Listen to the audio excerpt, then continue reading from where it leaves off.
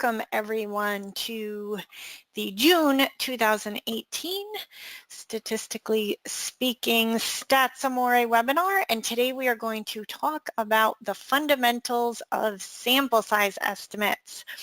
So this is one of those topics that I don't know why, but it seems to get skipped in a lot of statistics classes, and even if you do get it, it tends to be very short and they only focus on very simple examples. So what I want to do is really work through for you what are these fundamental concepts that you really need to understand in order to do sample size estimates well. So we will go through the 7 steps to conducting one, but first we're going to really take it all the way back to the basics of hypothesis testing so we can focus on how that translates to doing sample size estimates. Okay. First of all, and we will come back to this idea, there is no point in doing sample size or power analysis after you've already analyzed the data. However, it can be very useful to estimate your sample sizes based on power prospectively before you've collected data. Why? Okay, lots and lots of reasons. Now, usually this fourth one is the one people focus on, right? Well, I'm applying for a grant and they're making me, or my committee is making me do this in my dissertation proposal. That's not actually the best reason.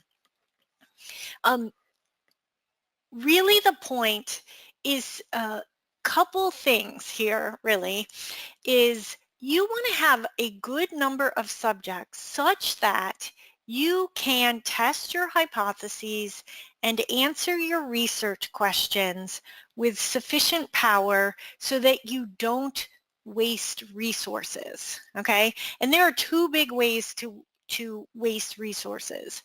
One is you run a study with too few subjects and you find nothing.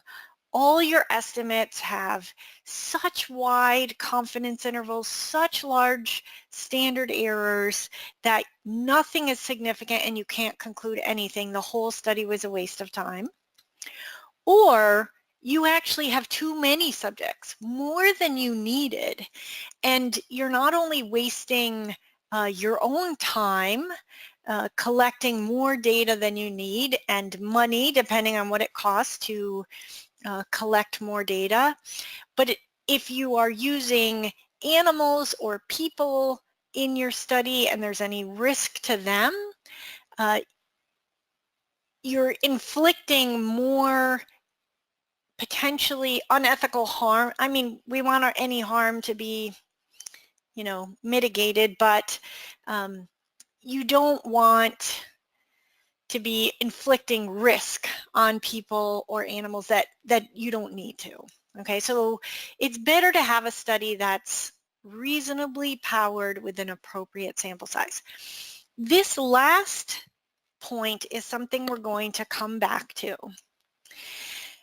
And this, I think, is really what's at the center of a lot of the current debates on p-values.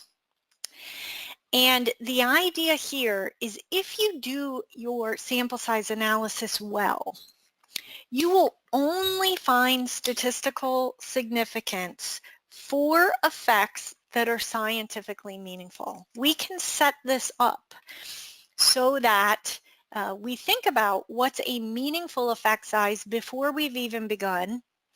And if we get that meaningful effect size in the data, it will be statistically significant. And if we don't, it won't be.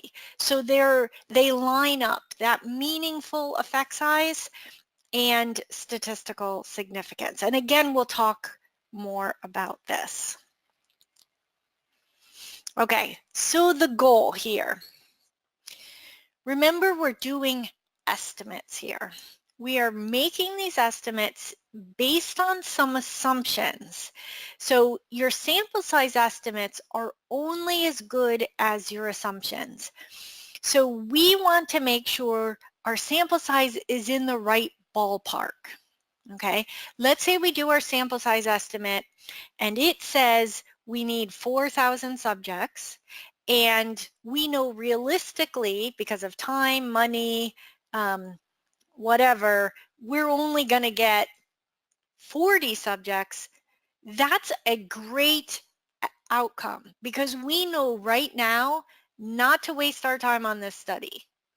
Okay, so this is what we're looking for. Now, if it says we need 60 subjects and we really realistically can only run 40, we're in the right ballpark, but we might have to do something to the design, to our incentives, something in order to boost us up from 40 to 60, or better yet, 65, rounding up here, right? Just in case, because our estimates are really approximate. Okay, so I don't know how many of you have seen, I've done a webinar it's actually called the 13 steps, but I realized there's a 14th key step, which is, writing up or communicating your results. So it's now 14 steps. But anyway, I wanted you to see where your sample size estimates fit in the whole data analysis process, right? So there are certain things we have to do first. We need to.